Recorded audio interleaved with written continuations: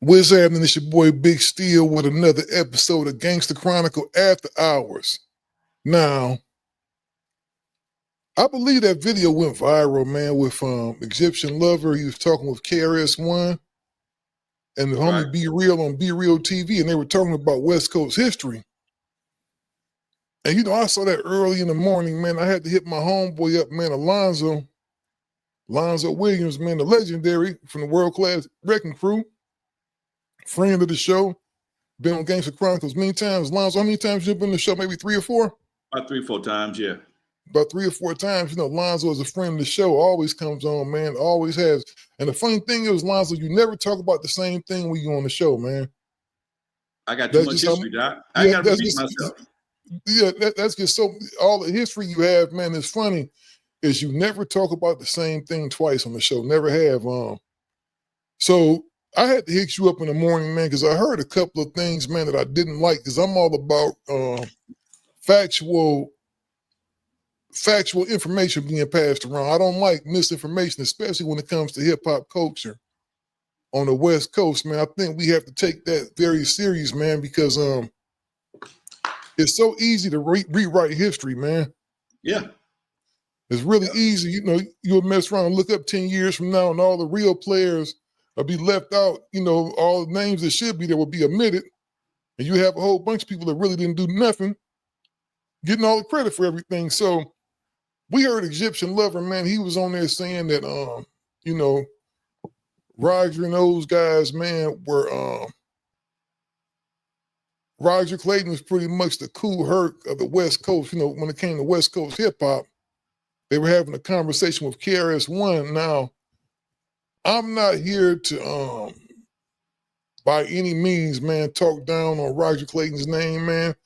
They did do their thing over there, man. They did their thing for sure. But like you always like to say, not without Lonzo. Ain't gonna happen. It didn't happen. Couldn't happen. Didn't happen. And I'll stand on that all day long and twice on Sundays. Man, let me say this. And when it comes to West Coast hip hop, it's 3 day one players. 3. Mm-hmm. Roger Clayton, myself, and Unknown DJ. 3. There's 3 of us that share the crown of day one players. Okay? Everybody played different roles in making this thing happen. Okay? I didn't do it by myself. I would not sit here and tell you I'm the only one that did anything. Can't do that. But what I will tell you is because, I was blessed in more ways than one. I was not just a promoter. Uncle Jam's Army promoted dances. Their biggest claim to fame is doing 3 sports arena dances. They did other dances, but the biggest claim to fame was the sports arena. Okay, they did Alpine Village with me. Me and Roger started off together at Alpine Village.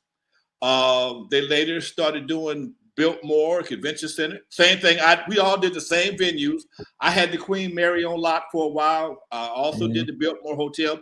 We were all dance promoters. Okay, but what separated me from everybody else, I had the Eve After Dark. Eve After Dark, the club you saw in the 2022 Super Bowl that Dre stood on top of. That's where we all come from. That was our home. That was our 1520 Sedgwick. That was the 1525, whatever it is, 520 Sedgwick of the West Coast. Okay, now Disco Daddy had made records before then. Disco Daddy worked at a nightclub. And he's one of the first guys to make a rap record. But he didn't own the club. I owned Eve After Dark. Now, just so we know, what was Disco Daddy's record? Oh, man, don't start me the line. He made a song with Captain Rap, Disco Gigolo, I think, something like that. Disco Gigolo, I believe it was. Because something I believe, was that Captain Rap? Was Captain Rap out of Long Beach? I think he did. I think he came out. Captain Rap lives in Oakland now, but I think he might have been out of Long Beach at that time. Don't hold me to that though. Because one of those guys, I know one of those guys had the first Crip walk. They had a record where they were talking about Crip walking. That wasn't Captain Rap. Who was that right there? Couldn't tell you. Don't know. But you know what I'm talking about, right? What you talking about? That wasn't Captain Rap. Yeah, it was a record that was about crip walking, man. That was really big, and it was early on. I'm going to have to go research that, man, because you know that is a part of history too. The first gangster rap record, probably. Right. Now, Captain Rap and Disco Daddy had some mild success with their, I think it was the Gigolo rap, right? If I'm not mistaken, but don't hold me to that. But Captain Rap broke off on his own and did Bad Times. That was a monster. That was one of the biggest records for a good little while that came out of the West Coast. It's still one of the hottest club songs from that era. Bad Times with Kim Ball. It was off the chain. It was a great song, and it kind of got us going. It was produced by Jimmy Jam and Terry Lewis from the time. Okay. But again, going back to the origins of this game, man. Disco Daddy is older than I am. Disco Daddy is in his 70s. I'm in my late 70s. I'm in my late 60s. I'm sorry. I'm in my late 60s. We got to do the math on this thing. Dre just turned 60. When I met Dre, he was 16. That means I was 24. Okay. Mm-hmm. When I opened the Eve After Dark in 1979, I was 22. Okay. If I'm 22 and I'm 10 years old, I'm 12 years older than Cube is. If I'm 22 in 1979, that means Cube was 10. Mm-hmm. Cube don't know nothing about my early years before I got to Eve After Dark. Dre don't know nothing about my early years before I got to Eve After Dark. So it's real hard for somebody.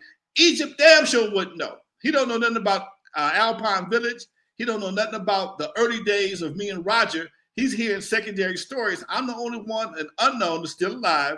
And we're the only ones that were there at Alpine Village, watched them go from Unique Dreams Entertainment to Uncle Jam's Army. I was Disco Construction, moved and became the Wrecking Crew. At one point in time, I offered Roger a partnership as an Eve After Dark. He turned it down. Yeah, he declined that, right? He declined the invitation. Now, it's always been a debate who brought Run DMC to town first. I actually brought Run DMC to town first because I brought Curtis Blow to town before that. Mm-hmm. I brought Curtis Blow to town to do a party at Eve After Dark called Christmas Rapping. And you can see, Curtis Blow will tell you, Lonzo was the first one to bring me to town. Davey DMX, Curtis Blow's DJ, taught DJ Yella how to scratch. In 1980, I believe it was, scratching was not in a part of our DJing skills yet. Davey D taught DJ Yella how to scratch. Dre was not in the Wrecking Crew at that time. Yella taught Dre. By the time Yella taught Dre, everybody and his mama would be Eve After Dark, including the Egyptian Lover, with their fingerprints against the window trying to figure out what was going on. This is, if you listen to my new documentary, it's not out yet. It's still making the film festival run. NWA, now without Alonzo, Snake Puppy will tell you how he in Egypt walked from their neighborhood to Eve After Dark to watch us perform, to do our thing at Eve After Dark. So these guys were kids. These guys were kids when I was doing Eve After Dark.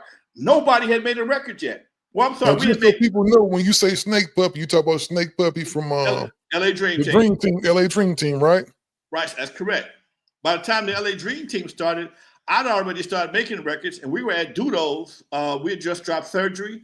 We had just dropped Juice, I believe it was, and Rudy came to Dudo's to meet us and asked us, could they put our names in Rockberry Jam?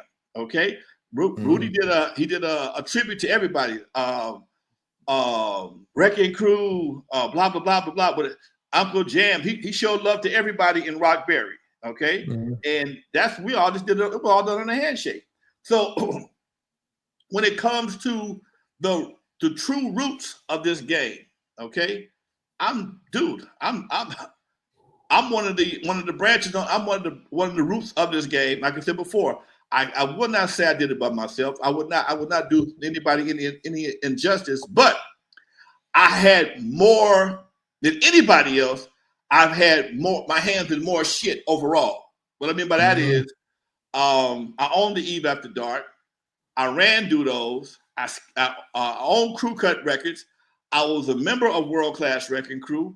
I owned the publishing. I owned the label. I performed in World Class Wrecking Crew. I wrote songs. I later formed a distribution company called West Coast Distribution that was housed on 54th and Western. Gave Cube his first record deal. Gave Dre his first record deal. Compton's Most Wanted came through me. Michelle came through me. DJ Eazy-E came to me when he formed Ruthless Records. I was his consultant for the first 6-8 months for Ruthless Records until he met Jerry Heller. Everything he got up until the time I hooked him up with Jerry Heller, including his contracts, logos for Ruthless Records, everything he did came through me. It came through me.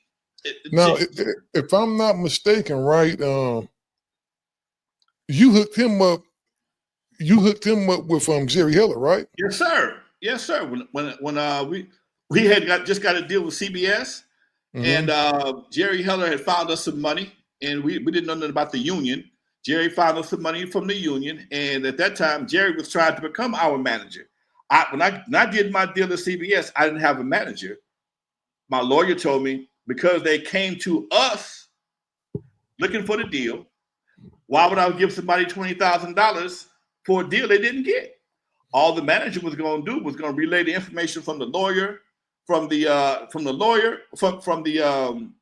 legal department of Sony to the lawyer to me, and I'm going to tell him what to say, what I want to do, and he's going to tell the lawyer. And pretty much that's how I learned the music business, because I cut my deal just me and my lawyer. That's some unheard of shit, because I've always been a businessman. When you have your first business at 19 years old, you learn shit kind of fast, okay? When you have your first kid at 17, you learn responsibility kind of fast. So I was a little bit ahead of the game on multiple aspects, and I just applied that to the music business. So, and I had a house. I'm not sitting there bragging, but my mom died. I lived in her house. So I had a lot of things going on at one time that it made me grow up a lot faster than most 22-year-olds. Okay. I was thrown into the nightclub business. I was promoting parties, which ain't no big deal. But when somebody tell you, hey man, that twice a week thing turns into twice a week. I mean, a twice a month thing you was doing over Alpine now becomes twice a week, Friday and Saturday. You got to promote every week. You got to have money every week. And you got to pay the light bill, and you got to pay the guards, you got to pay the cashiers and the DJs. And if God willing, you might make a couple of dollars at the end of the night. Sometimes I didn't. But again, when you play in that kind of role, and then you take that money and invest it into a record label, and because at that time, dude, they tried to tell me I couldn't be in my own group. I said, why not? Oh, nobody does that. So fucking what? But when I tell you what happened, when the owner of Crew Cut Records was also a member of World Class Record Crew, it set the tone for Eazy-E, for Puffy, for Master P. It set the tone for everybody, because up until then, nobody was doing that. Nobody had set the tone for the executives being for the whole situation.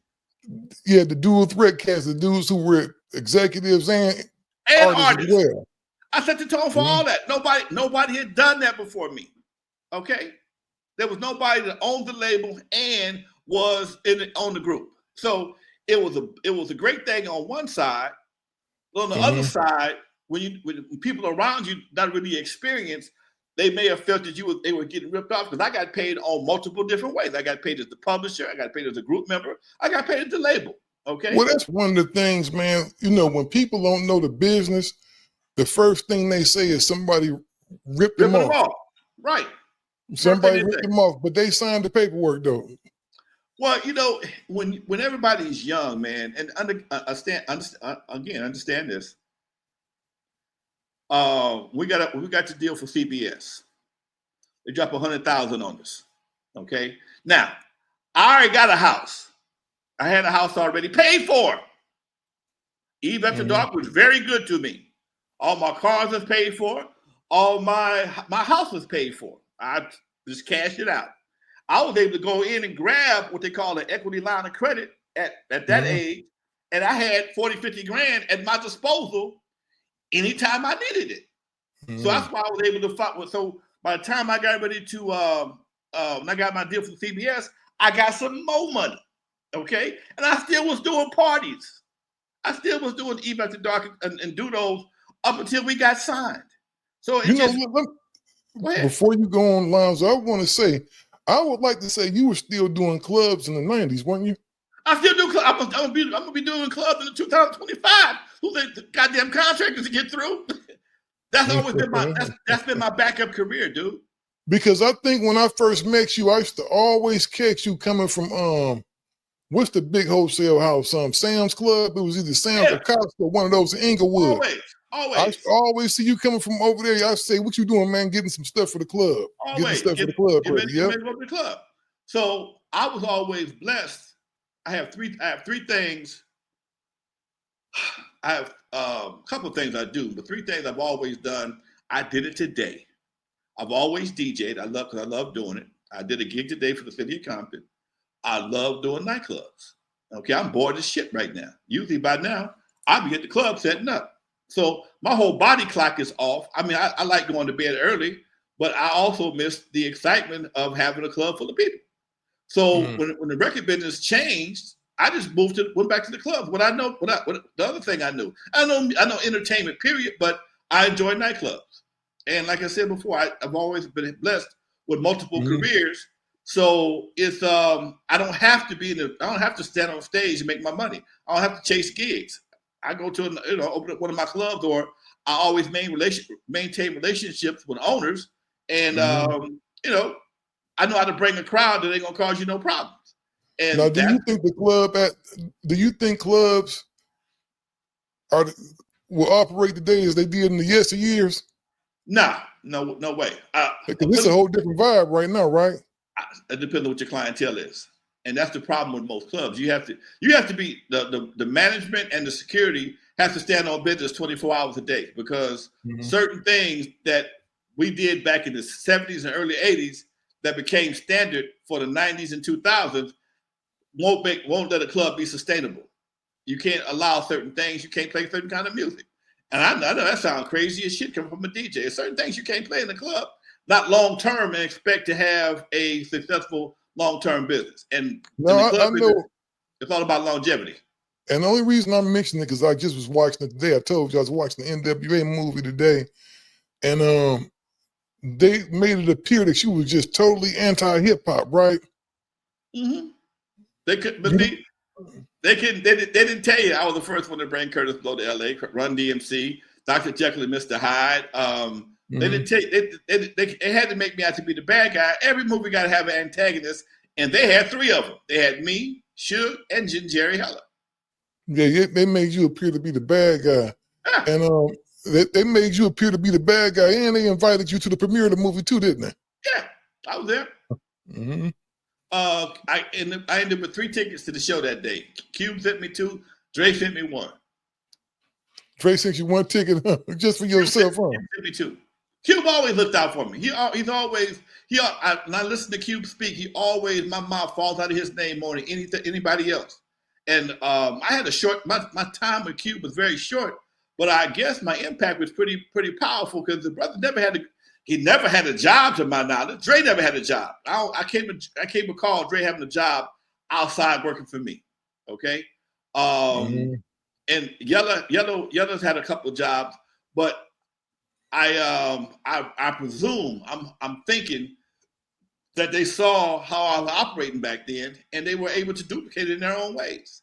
And I've never hated on music, on hip hop whatsoever. At that time, only thing I was hating on was the name. Niggas with attitudes. Because in my era, I'm born in the 50s, man. I'm a kid in the 60s. The word nigga was never used in a term of endearment. Every time I've ever heard that word in my life, it was in a negative term out of my daddy's mouth. Always had a negative connotation. It was always. My daddy would never use that word in front of white folks. Never. Never. So you can't fault me for my upbringing. At that time, everything they was doing was unheard of, man. Yeah, they said a lot. You know what NWA said? They said a lot of presidents, man. They did. That was really the most cussing. You know, Too Short was cussing on records, but they were really taking it to a whole nother level. Right. And see, their records were never supposed to be mainstream records. They had never planned on going mainstream. They were supposed to stay underground. And all of a sudden, after the Rodney King riots, they became the shit. Okay. Fuck the Police became the Negro Rioters national anthem. Because people forget, man. Well, people don't know, and some people just forget that C. Dolores Tucker, even Tipper Gore, the vice president's wife, was talking shit about everything about gangster rap, man. Who wanted to voluntarily be a part of that shit? They was not paid like that yet, man. They was catching hell back and forth. So they went through some shit, and then one day, all of a sudden, the rain clouds went away. It was all sunshine for them. Yeah. Let me ask you this, Lonzo, and this is a real question. I love gangster rap. You know, I made money from gangster rap, right? Right. Would you say that gangster rap has done more harm than good to the black community? Oh, man, look. You know. And I know that sounds hypocritical coming from me. You know, I manage gangster rappers now. But, you know, this is just me being real. Gangster rap, I'm going to ask you this question. Show me the real benefits, the real social benefits for us as black folks for being a gangster in any way, form, or fashion. It has personal and some slight benefits for a short period of time, but in the long term, it always bites them in the ass. Mm-hmm. I mean, Meek's been in jail for 19 years. Rick Ross did 25. Yeah, you ball for a while, man, but you ball, then you fall. Come on, man. You ball and fall. And meanwhile, you leave a wake of destruction in the community. So would you say, let me ask you this now, Lonzo, because you have seen this stuff from its inception, right? Yes, sir. Would you say that music influences the streets and not the other way around? Would you say the streets have influenced the music, or would you say that music has influenced the streets back then?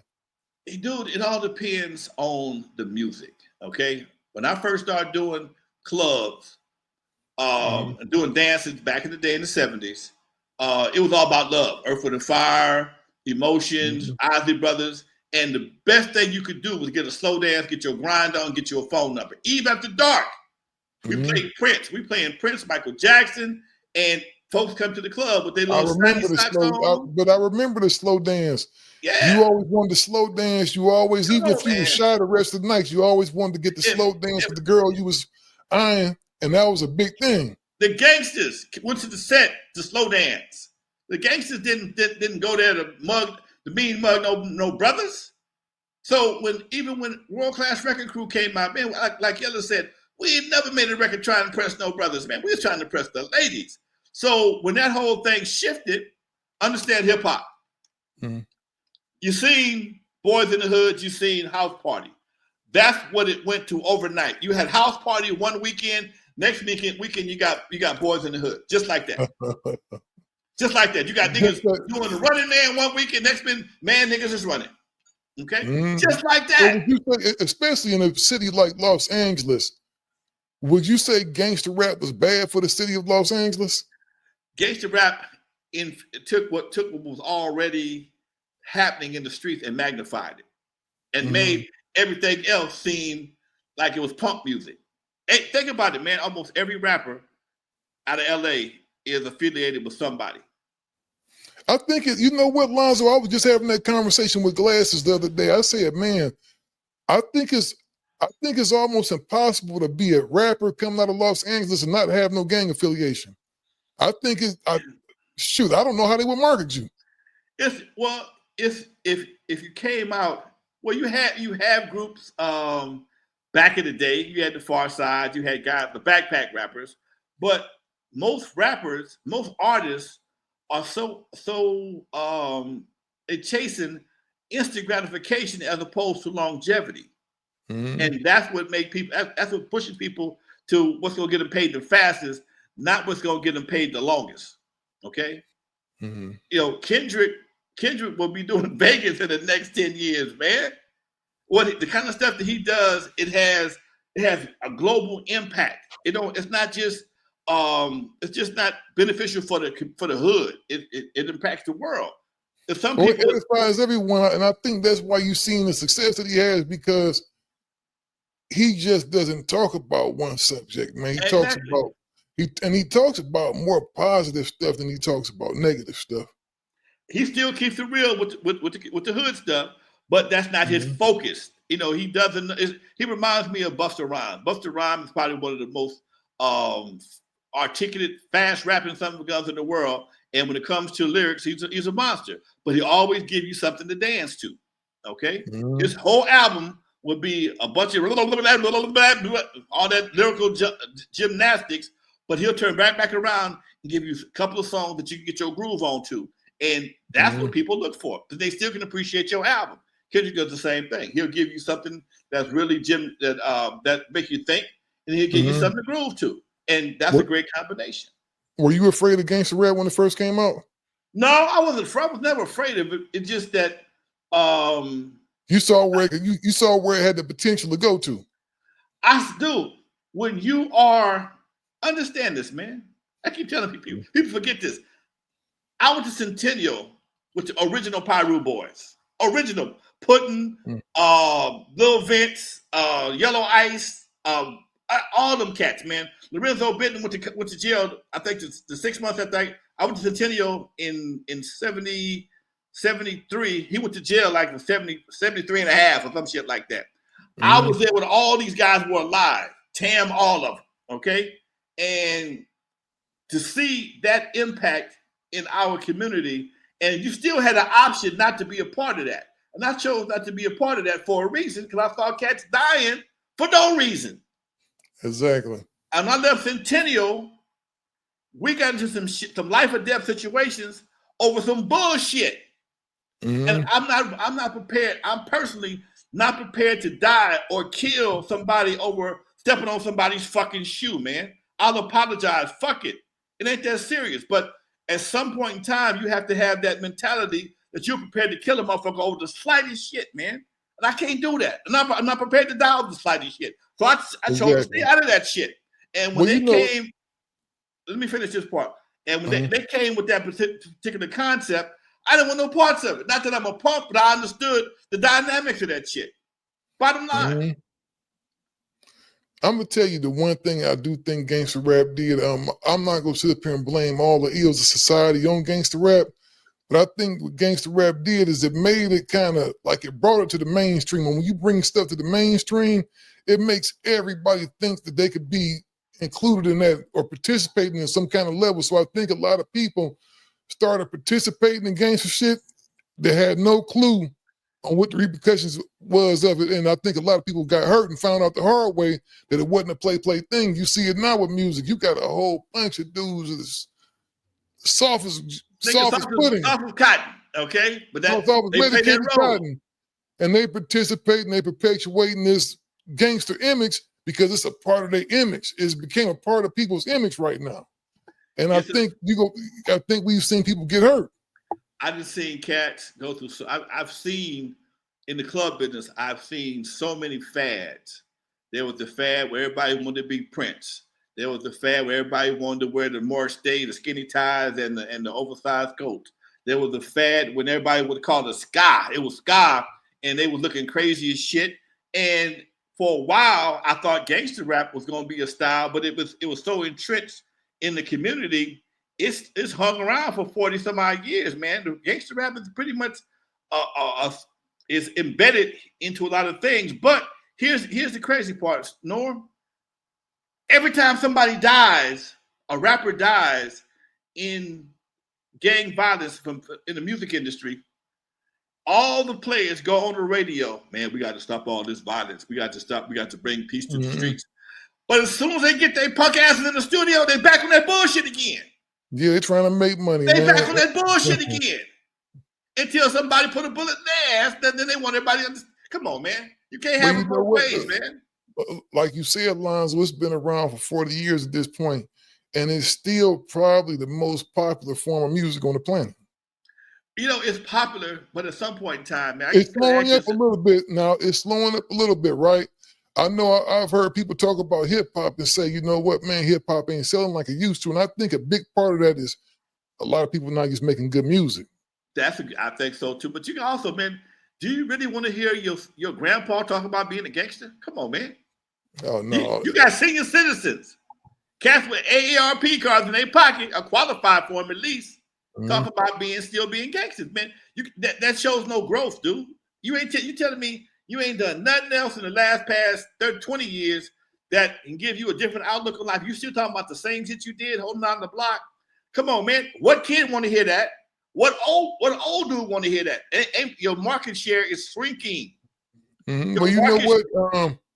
If you look at somebody, Snoop Dogg, one of the biggest gangster rap, one of the most successful, probably one of the most successful rappers of all time. Snoop. Yeah, on any level. Snoop, yeah, on any level, one of the greatest entertainers ever. He's just branded so well, gets the Snoop Dogg brand within itself, right? Even you've seen him, he's done gospel music, he's done reggae music. He's done, this last album him and Drake put out was very lean, very pop, right? Okay. I think that's because when you get a certain age, you don't really want to. Snoop got grandkids at this point. I don't think he want to talk about a whole bunch of gangster shit, but he's Snoop Dogg. Right. That's what people expect from him. They want to. It's almost like he's not allowed to do nothing else. You know what? You allowed to do whatever you want to do because you're in charge of your clientele. Now, no matter what you do, everybody ain't gonna like it. What at the level of his success, if he stopped recording right now and just did his classics, he would never come off the road. He can do his classics. If he never made another record again in life, he can do his classics. Oh no, Snoop is gonna be rich forever, man, because he don't have to put out no new records, man. He can go out with those old records, man, and pack stadiums probably doing those records. Look, because go ahead. I'm sorry, but not to cut you off, Lonzo. He's almost like how people have characters, right? Snoop is almost like a character. Like he's almost like a caricature. If you came from outer space and showed somebody what a Crip was, it would almost be a picture of Snoop Dogg. Check this out. One of the black folks' most favorite acts of all times, bands, Frankie Beverly and Maze. Their last album was like in the 80s or 90s. They never left the stage, man. They toured like 50-some days a year because they had such great music. At one point in time, they didn't care. Nobody cared about what they're making no new music. They just kept doing the same songs and kept making more money. Huh? Because they want to hear Before I Let Go. They want to hear Before I Let Go. They want to hear Southern Girl. They want to hear what they're familiar with. Because music, one thing about music, man, music takes you back to a time where when that song first came out, it makes your whole life rewind. And you go right back to that point, and you'll sit right there and go, damn, I remember back in when I first heard Frankie Beverly and Maze, 1977, man. I was doing my buddy Dale Maynard turned me on to Frankie Beverly and Maze, and I've been a fan ever since. When you think about that, when Snoop came out in 1990, whatever it was, and man, I remember I had the Current Affair, man. That record came out, dude. I saw the album cover with the dog and hanging out the dog house, and me and my boy a little bit, and that shit was dope. But you was 20-something years old back then, 30-something, whatever you were. You ain't that though, but it's still, you still appreciate that time because that brought that music takes you back to that time. Okay, Snoop is a 100 millionaire right now. Ain't much he can tell you about being hard times. Okay, ain't much he can tell you about the streets. He may still be from them. He may visit, but it ain't the same no more. Yes, and Snoop ain't been broke for a long time. Hey, you've been being there too long, Doc. And nobody want to hear about you. Poor people don't want to hear about rich people's shit. Okay, poor people don't want to hear about rich people's shit. It's okay to talk shit when you're on the way up. But after a while, it's like, man, I ain't hating, nigga, but I got bills. I can't sit there and listen to you talk about your lavish lifestyle all day long, and I'm still struggling. That's gonna cost you That's gonna cost you a fan base. But if you take me back to where we were together, where I can relate to you a lot better, then it makes for a better audience or audience retention. That's all, man. You know what the biggest problem is, man, and I think in rap, and Kendrick exploited that, is that everybody was talking about the same stuff for a minute. Yeah. I think, the They Not Like Us record, that record is doing phenomenal things now. And, I remember Glasses told me, man, this might mess around to be the biggest hip hop record of all time. And I said, you out your mind, man. Ain't no way. And I'm looking at it now, and it's like it's trending towards that way. Yeah. But like I told him, I said, bro, we won't know that we can't make that statement to 10, 15 years from now, 20 years from now. And if it's still being played around, because I'm gonna tell you right now, when you have a record like Summertime by Will Smith, that record has been long-standing and enduring. Yeah. Summertime by Will Smith is one of them records you could definitely say it's a classic record. Ain't going nowhere. Say it ain't going nowhere. You could definitely say now 50 Cents in the Club record is kind of like that thing right there. Snoop Dogg's Ain't Nothing But a G Thing is the one of them records that's up there, right? And I told Glass, I said, you can't say nothing is the biggest record when you talk about it in the moment.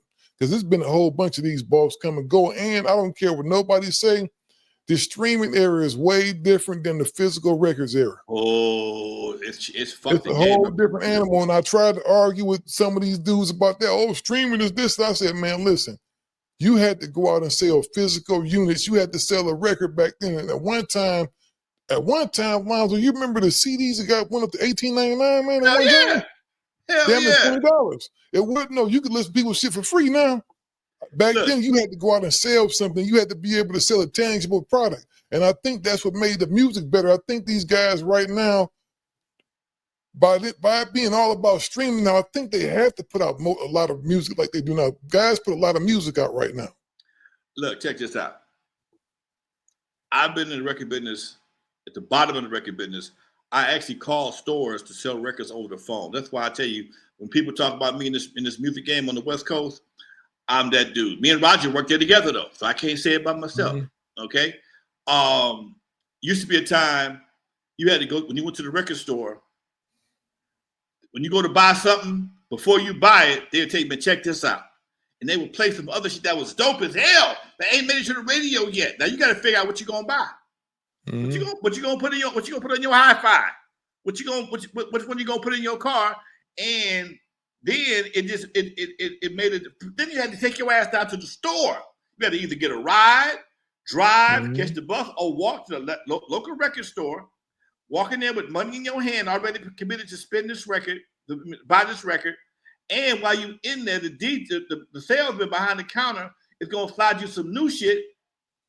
Try and get you to buy this other shit he probably got on sale that may be just as dope or even more dope than the shit you came to buy.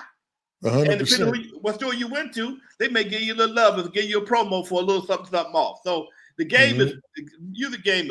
I love the music industry, but the record game is fucked off. Okay, like you said, streaming has made everything disposable. There's no long-term hits. If you're not, I remember the last song I got tired of was Happy by Pharrell. I heard that goddamn song everywhere. I loved the song, but they made a dope record, yeah.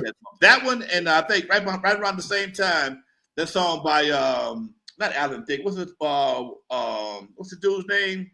Married to Paula, the fine sister, Alan Thicke's son. Alan Thicke's son. I know you're talking about Robin Thicke. Robin Thicke, yeah. Robin Thicke. What record are you talking about? The one he got sued over, okay? Oh, the one that Marvin Gaye's estate sued him over? Yeah. Yeah. Those two records were like the last records that I recall that were really what they call celestial radio hits. What I mean by that is they played them on the regular radio. That streaming was about to come into play and hadn't taken over yet. Okay, that's when KGLH and Power 106, all these radio stations played these songs religiously. Yeah, all of them crossover hits. They were all crossover hits, and you got tired of hearing them. You don't get that no more. No, you don't. You know what though? I'm gonna tell you that that Kendrick Lamar, that They're Not Like Us. It's damn near one of them records, dude, that you hearing a lot of right now. And I don't want to say I'm getting tired of it, man, because I'm real happy for him, but it's kind of getting wore out now, especially since he's been on the Super Bowl. Because you got people that's normally not in the rap. I'm seeing TikToks, man, where dentist offices people is doing a little dance he was doing in the Super Bowl and all that stuff. Yeah. It's starting to become integrated in the mainstream society, man. And it's just a different climate right now, man. It's a different beast. You know, you got these apps. TikTok is moving. TikTok definitely helps helps determine what records, is moving right now. You got to remember, one of them TikTok dances, somebody was doing a TikTok dance off of the Tupac, off of How Do You Want It, right? Right. And the record, his streams went up on it. The streams went up on that record, right? So TikTok is real influential, man. It's just a whole different game right now, man. Yeah, it is. It is, Doc. I'm not mad at it. It's just that it makes music in a lot of ways disposable because you can't. Oh yeah. You gotta. Artists have to make records, and most kids, most young artists don't take the time to really make something that's gonna be lasting, man. Well, you know what though, in the way you can't blame no Lonzo, because you come out with a single, right? And the way people digest music now, they may listen to it for 2-3 weeks max, right? Right. Then it's gone. So you got to think of some other stuff to make. God forbid, forget talking about an album. Remember, everybody thought it put a lot of work into the album back then. May have wanted to tell a story. Yeah. You was trying to convey a story and convey a message to an album. Now that's not possible because people may not listen to the album. They go skip through that. They want to hear the songs they want to hear. And they do it, man. I was riding with my son one day, man. I was riding his car, right? We riding, right? And first of all, I'm scared to death because these kids can't drive today, man. So they can't drive it now. And he playing music, but he fast forwarding it past the first verse and I'm like, man, let the song play. They listen to music different nowadays, man. They do, Doc. Their attention span is not as long as ours, man. Back in the day when you had a good, if you had a good 8-track, you popped the 8-track in and you didn't have to push the button. Same thing with a cassette because the producers of that era were very competitive. You got guys like Gamble and Huff, Smokey Robinson, McFadden and Whitehead, all these guys, when they made songs, they made an album, they tried to make every cut a possible single. That's why when you put on a Dramatics or the Temptations album, you got so many cuts that's the bomb that didn't make the radio because the album would be the shit. Yep.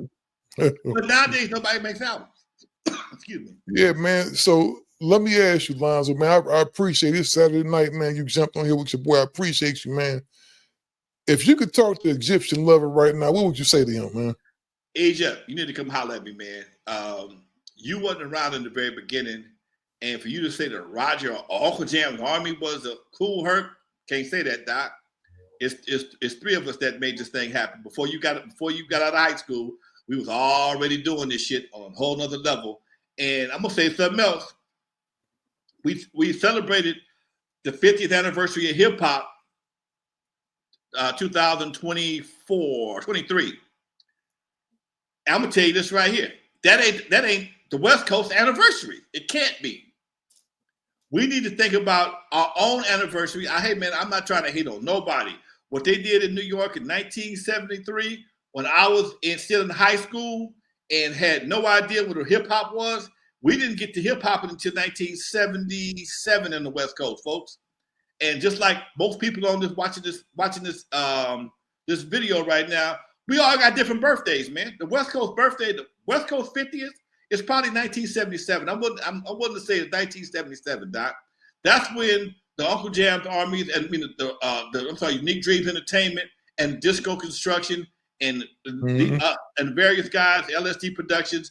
That's when we started doing our musical journey to make things happen here on the West Coast. And if you just narrowed it down to the three players, myself, Roger, and Uncle Jam, myself, Roger, and Unknown, 1977 was our beginning, even before Eve After Dark. So we were doing our own thing towards hip hop in 1977. So I do believe that would be a great year for us to celebrate our birthday, man. Again, 1977.